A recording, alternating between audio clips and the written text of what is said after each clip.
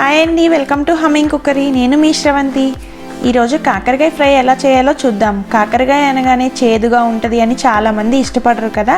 ఒక్కసారి ఇలా ట్రై చేశారంటే కాకరకాయ తినని వాళ్ళు కూడా మళ్ళీ మళ్ళీ చేయమని అంటారు.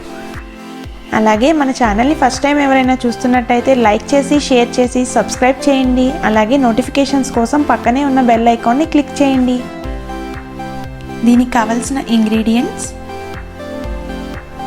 కాకరకాయలు, పల్లీలు, వేయించిన శనగపప్పు. ఇప్పుడు ప్రాసెస్ చూద్దాం. ముందుగా ప్యాన్లో పల్లీల్ని డ్రై రోస్ట్ చేసి పక్కన పెట్టండి. తర్వాత కాకరకాయని ఇలా చెక్కి వాష్ చేసి పక్కన ఉంచుకోండి.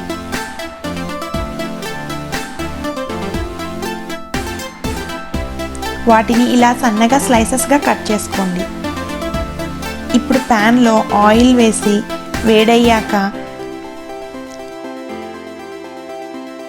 స్లైసర్తో కానీ లేదా ముందు కట్ చేసినవి కానీ వేసుకొని వేపండి.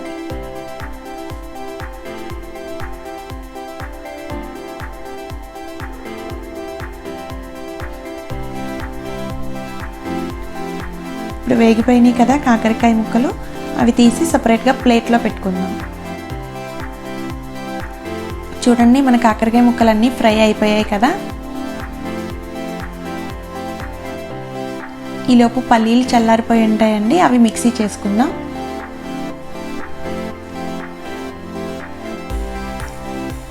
పల్లీలు, వేయించిన శనగపప్పు రెండు వేసి మిక్సీ చేయండి. ఇప్పుడు ప్యాన్లో 2 టేబుల్ స్పూన్స్ ఆయిల్ వేసి తాలింపు చేసుకుందాం.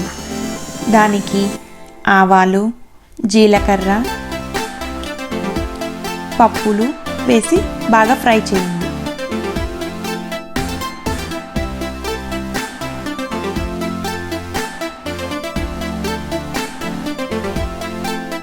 తర్వాత కరివేపాకు వేసి ఫ్రై చేయండి.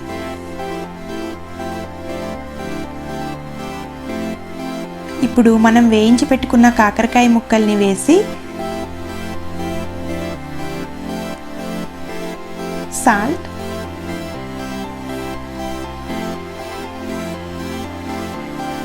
కారం,